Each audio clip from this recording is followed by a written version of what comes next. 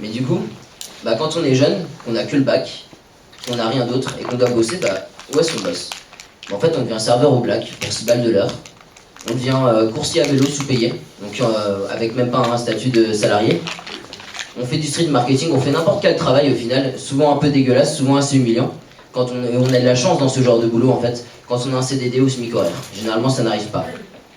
Et là je parle de l'étudiant précaire, mais le problème c'est que je suis pas du tout une exception. Le problème c'est qu'en fait il y a déjà la moitié des étudiants qui sont obligés de travailler pour payer leurs études. C'est relativement problématique, y compris justement le camarade intermittent en parlait. On parle de la culture, on parle de l'éducation en fait.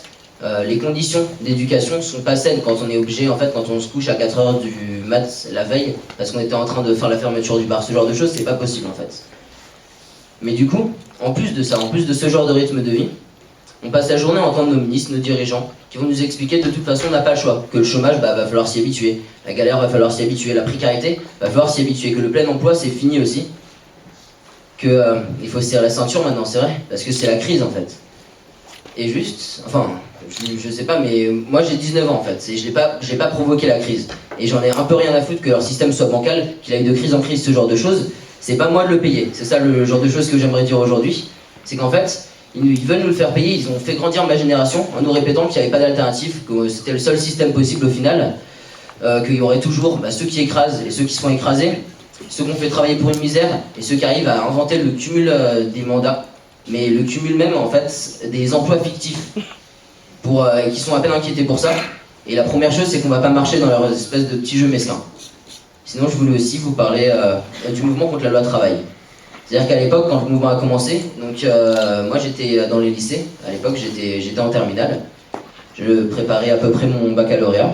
Et en fait, il y avait un slogan il y a un slogan qui se lançait pas mal, c'était nous sommes les travailleurs de demain, dans les cortèges lycéens. Ça, c'est un truc assez impressionnant parce qu'on voit que depuis les lycées jusqu'au monde du travail, jusqu'au moment où on voyait les raffineurs qui bloquaient la production d'essence, qui se faisaient assaillir leur piquet de grève par la police et qui répliquaient face à ça, quand on voyait les cheminots qui étaient traités de terroristes en fait, tous les jours par les médias, on nous disait bon aujourd'hui les preneurs d'otages ont fait ci, etc. C'est un truc qui est relativement scandaleux en fait. On voyait qu'on avait les mêmes intérêts au final et qu'on s'insurgeait pas seulement contre la loi travail, on s'insurgeait contre tout ce monde de précarité, contre tout ce monde de misère en fait qu'on nous fait vivre au quotidien, que ce soit travailleurs d'aujourd'hui ou travailleurs de demain. L'autre chose, c'est qu'on avait un autre slogan. Il s'appelle « On vaut mieux que ça ». Cet autre slogan, on l'avait pas mal entendu au début du mouvement aussi.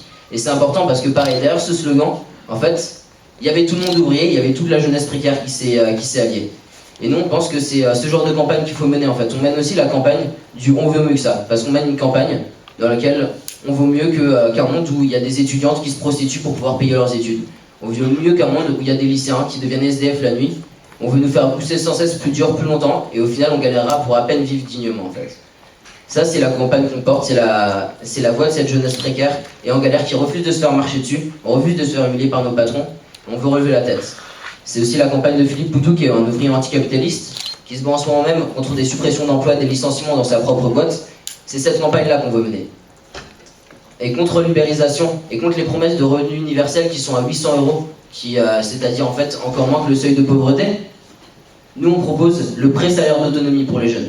C'est-à-dire une façon en fait d'autonomiser les jeunes, que ce soit en fait de pouvoir juste vivre dignement en fait et choisir sa vie, choisir quitte à ce que ce soit en désaccord avec les décisions parentales, ce genre de choses, et pouvoir aussi choisir du coup sa sexualité, son identité genre, sans la pression de la famille ou sans celle de la précarité. Contre la fermeture des postes et contre la casse du service public, nous on se bat pour des postes et des moyens pour que tout le monde puisse avoir accès à l'éducation et à la santé et sous le contrôle des usagers et non sous l'imposition de l'austérité. On se bat aussi pour une éducation qui ne doit pas être celle de l'état d'urgence ou du récit nationaliste.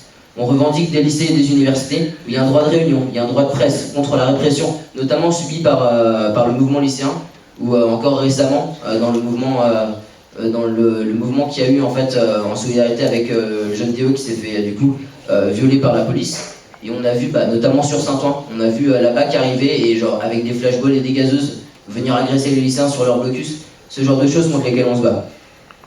On se bat pour que nos formations à l'université ne doivent pas être décidées par le CAC 40, qui est présent dans les conseils d'administration, notamment un représentant du MEDEF au conseil d'administration de l'université Paris 1. Nous, on pense qu'ils veulent nous rendre dociles, mais